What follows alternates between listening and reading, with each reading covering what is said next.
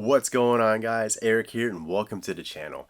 In this video I'll show you how to make your own custom coir doormat using your Silhouette Cameo, vinyl, and Flexiseal. I'll walk you through the design process, cutting and weeding the vinyl, how to apply the vinyl to the coir mat, and then applying the Flexiseal so that you can have a custom doormat for yourself. At the end of the video, I'll talk a little bit about project costs and project time so that you can make one of these for yourself or as a gift for others or as an item for sale. Alright, let's get right into it and talk about how to make the design for your project. You can see that I've already got this one set up and I'll show you how to do that. So first things first, let's talk a little bit about your setup here. You can see that I don't have the standard size virtual mat that comes with Silhouette Studio, and I'm using Designer Edition. And so what you'll have to do is make some adjustment settings here for your page setup. So to get a mat like this, click your page setup icon wherever you may have that anchored. For machine setting, I have it on Cameo Auto. I'm not going to be using a cutting mat because this is going to be bigger than the 12 by 12 mat or even bigger than the 12 by 24 mat. And then as far as media size, select custom, and then I just have the width at 30, which is the wide long part of the mat itself here, as you can see. And then the height is 12, and that's because I know my Cameo can only cut at the widest 12 inches, but really more realistically and safely about 11.5 inches itself. Now you'll see that there's this red line here along the edge, and that's an option that I selected to show my cut border, which is basically going to show the maximum width and height, the area essentially that your machine will cut within this particular area. So you can see it doesn't actually go all the way to the edge here, and it's pretty close to the edge on the left side here. As far as the design goes, you can see that I have my text already set up and made, and basically all you have to do is click your text button, and that's going to be on the left side. Click where you want it. Let me move this other one out of the way. So click where you want it, and then type in whatever it is you want it to say. So let's just say hello there, and then I'm going to hit select all the font, and then I'm going to color it just so I can see it a little bit easier by hitting my fill panel, clicking it in black. Now with it still selected, I want to use a different font, and so use whichever font you want by clicking onto your text style panel. The font that I used for this welcome down here is one called Marquisette, but you can use whatever you want. So here's Marquisette.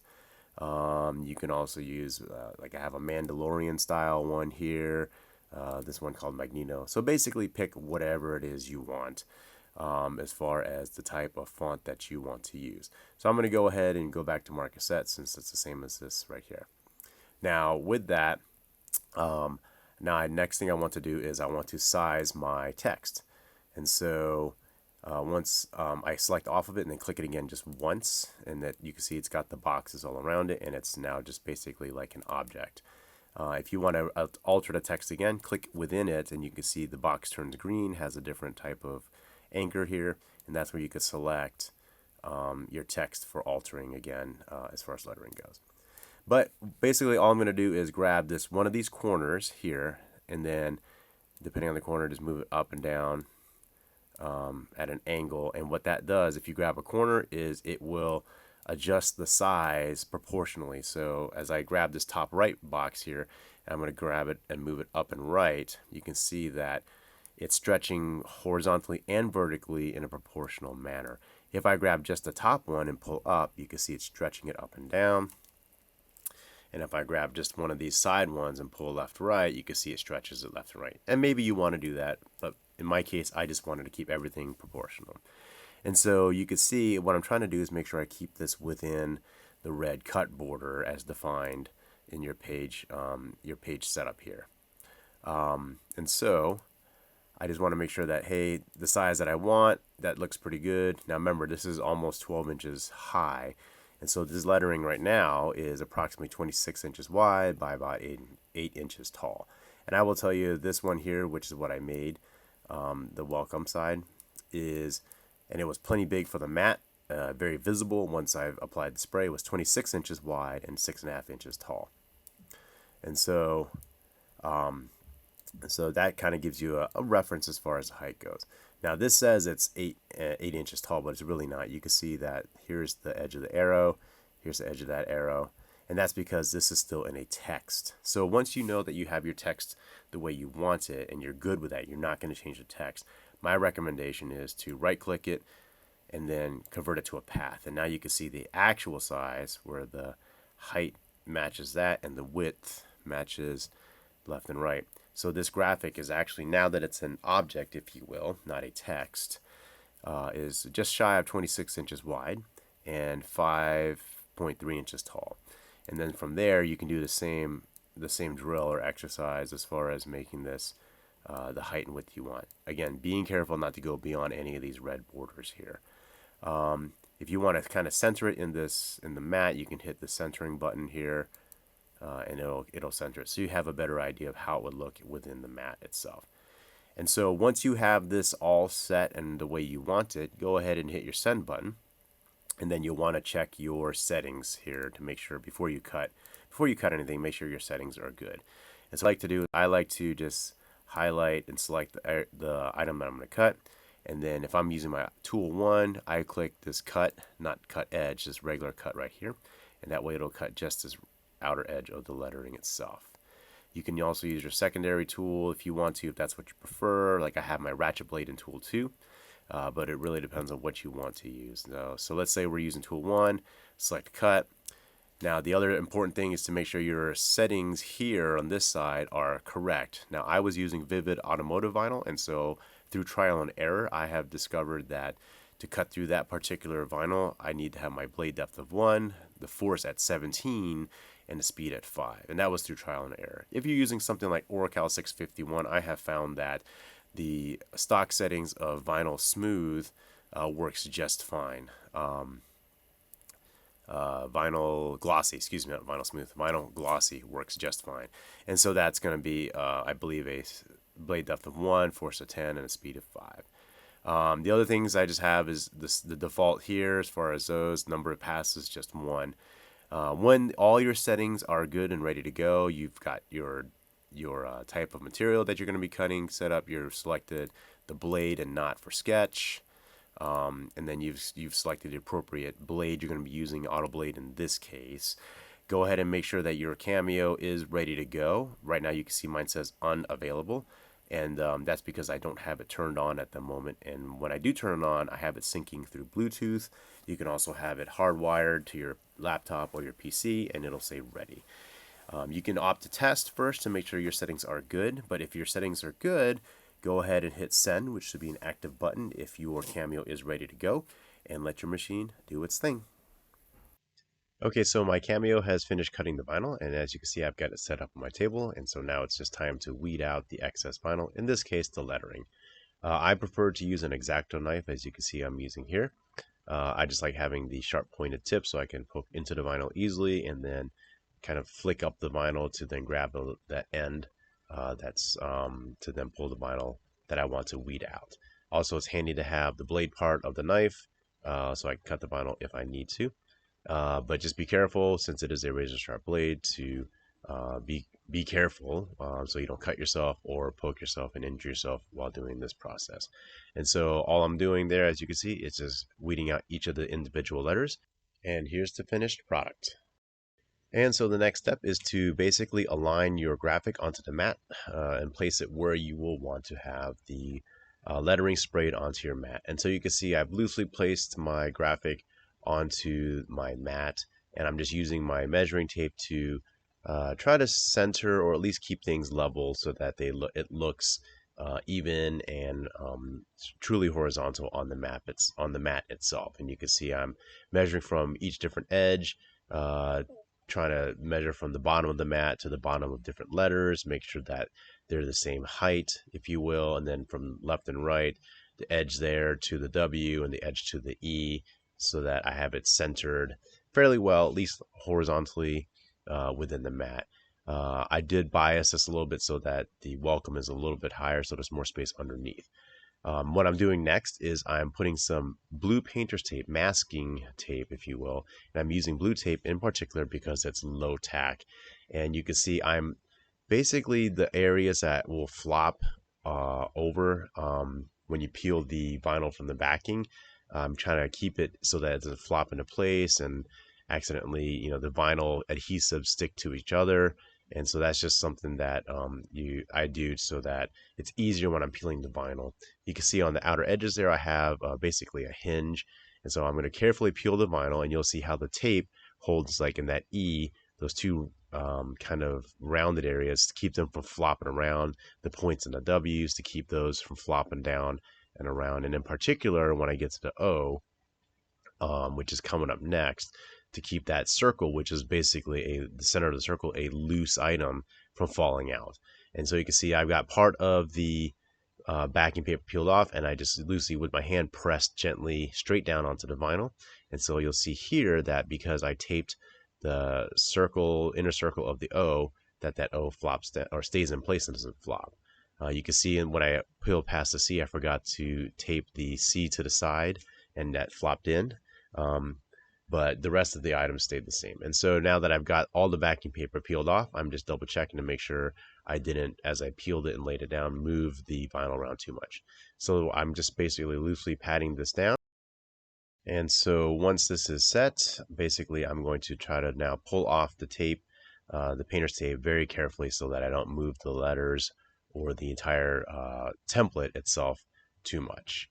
You can see I'm pulling away from each of the points, and then on the circle here, I'm going to pull from the middle of the circle out towards the bigger part there. I'm just going to go down the line, peeling off all those little bits of tape that I've got on there, so that now my graphic doesn't have those tape pieces in the way.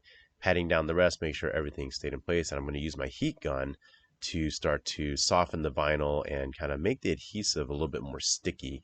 And you can see all I'm doing is heating and pressing, and I want to press straight down. Now this is automotive vinyl that I used, as I said before, and this is vivid vinyl in particular, and so they have an adhesive that is heat activated, meaning that when heat is applied, the adhesive gets bites or grabs a little bit harder. So I'm just basically going to heat down and push straight down so that my stencil is basically into the coir mat very well, so that there's minimal bleed, if you will, when I start spraying the Flexiseal. And so you can see I'm just heating and pressing, heating and pressing, heating and pressing. I'm using a heat gun, not a torch, because this is a coir, and with the open flame it will burn. If you don't have a heat gun, a hairdryer will work. Just be careful, because a hairdryer does put out a lot of air, moving air, which could, if you don't have it patted down, blow your graphic around a little bit. So once I've got that heated down all around the lettering, just peel off the rest of my anchor tape there. And then what I'm going to do next is basically add more vinyl. I have scrap vinyl just around the edges to cover the rest of my coir mat, so that when I do spray the Flexiseal, I don't get it all over the rest of the coir mat. I just want to have the lettering itself, the exposed lettering itself, be the part that gets covered by the Flexiseal. And so I'm just going to continue to cover up all the exposed coir mat edges so that the Flexiseal does not color those areas. And you can see I'm just using a little bit of tape here.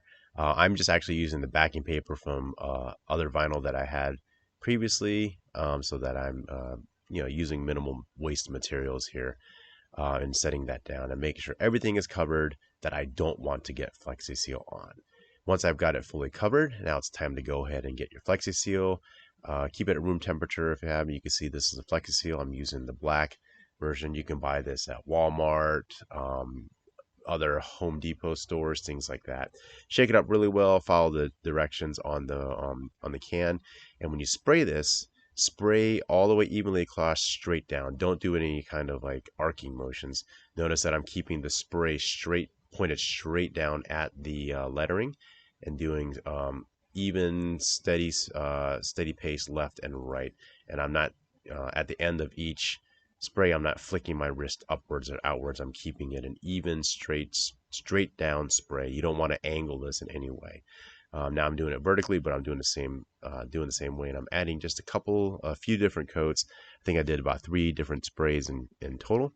Once you are done, I recommend peeling this while it is still wet. Be very careful doing this, and do it kind of slowly, so that you don't drip any of the Flexiseal onto the matte areas that you don't want.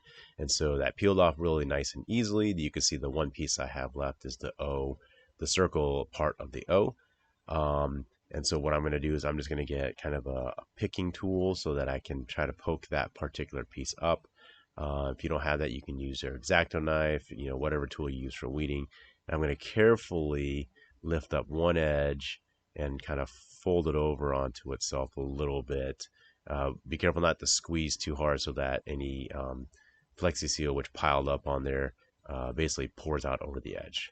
And I'm just going to try to get that vinyl up in a way that I can easily pick it up without causing any kind of spill or mess. And so now, aside from the drying and curing, this mat is fully finished.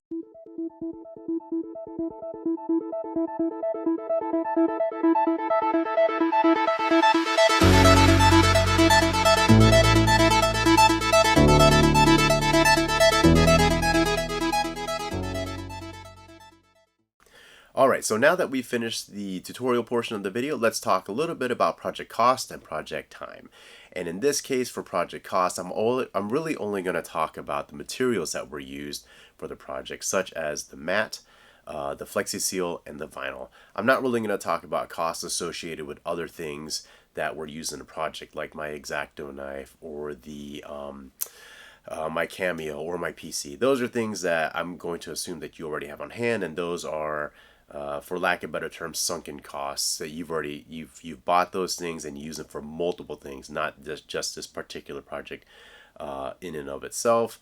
And so you're not going to try to associate a per use cost. For example, every time I use my PC or Silhouette Studio to design something, or every time I send a project to my Cameo to cut out, I'm not going to do a my Cameo costs, a couple $100, and every time I use it, it costs me 8 cents. I'm not going to try to go into that. So I'm just going to talk about the material costs of the mat, the vinyl, and the Flexiseal. The mat I bought at Kohl's on sale for $8. I think originally it might have been about $10 to $12. I was at Home Depot the other day and I saw mats not on sale for right about $10. So about $8 to $10 seems to be, just from those two examples, a fairly reasonable price for a blank coir mat. So let's go with $8 for this one, since that's about what I paid for this particular project. And then for the vinyl, I used Vivid Automotive vinyl. I happen to use that because I had some on hand, but I also wanted some of the properties of automotive vinyl, where it's easily removable. And Vivid in particular has a heat activated adhesive, and meaning that when I applied some heat to it, the adhesive flows a little better and sticks. And I wanted that in particular so that when I heat and pressed it down, the stencil part of the vinyl had nice sharp defined edges, as you saw when I peeled it off. And how after spraying, when I peeled off the vinyl there. So you can buy a 1 foot by 5 foot roll of Vivid Automotive General, just generic color, single color, generic automotive vinyl by Vivid for $12. And I used about half of that roll, 2.5 feet roughly, so about $6 worth of that $12 roll. And so we're at $8 for the mat, $6 for the vinyl, so $14 running total so far for materials in this project. Now, I bought a can of Flexiseal at Walmart for, I think it was $12. Now, it's kind of hard to quantify how much Flexiseal I used, so I'm going to guess maybe because of a small project, I did multiple sprays and passes. I'll guess I used about a quarter worth of that can. And so a quarter worth of $12 is $3. And so we're talking a running cost of $8 for the mat, $6 for the vinyl, so $14, and $3 more, roughly guessing, of Flexiseal. And so for the total project cost for this, my best guesstimate here is going to be about $17, which it's coming close in price to one of those pre-existing, pre-made coir mats. I've seen them at Kohl's, Menards, whatever, for about $20-ish. However, with this, you're making your own mat, using your own style, or maybe if you're giving it as a gift, it's the style that matches the person that you're giving that gift to. And you're not limited to just the selection that that particular store has. You get to make up whatever you want. You can add other graphics and images, things like that, to make it a unique, custom, and personalized welcome mat. Now let's talk a little bit about project time in doing this, making one of these mats. And so if you're doing something very simple like I did, the design part of it was only just a couple of minutes. at that, as you saw as I walked through the design portion itself. Cutting the mat or cutting the vinyl only took my machine about 2 or 3 minutes as well. It's very easy, very simple design. If you do something more intricate, it may take it longer. And then as far as weeding, that only took a couple minutes as well. And then as far as applying and then heating it down and then spraying, we're talking 5-10 minutes at max. So putting all those together, roughly about 20 to 30 minutes in total for the application. This doesn't include the drying time of Flexiseal, which, if I read the directions correctly on the can, says allow for the Flexiseal to be fully cured for 48 hours. So aside from that, you can make a cool, customized, personalized mat in about 30 minutes or less. Alright guys, so thank you so much for watching. Hopefully this video has been helpful, instructive, and informative, and maybe provide a little bit of entertainment value to you. Hopefully it has been an overall value added instructional tutorial for you. If you did think so, and if you like this video, please give it some love by hitting that thumbs up button. Also, if you haven't already, please subscribe and hit that bell notification button so you get notices whenever I post new content to the channel. Working on more projects and videos for you guys that I'd love to share with you. Thanks again for watching and have a great day.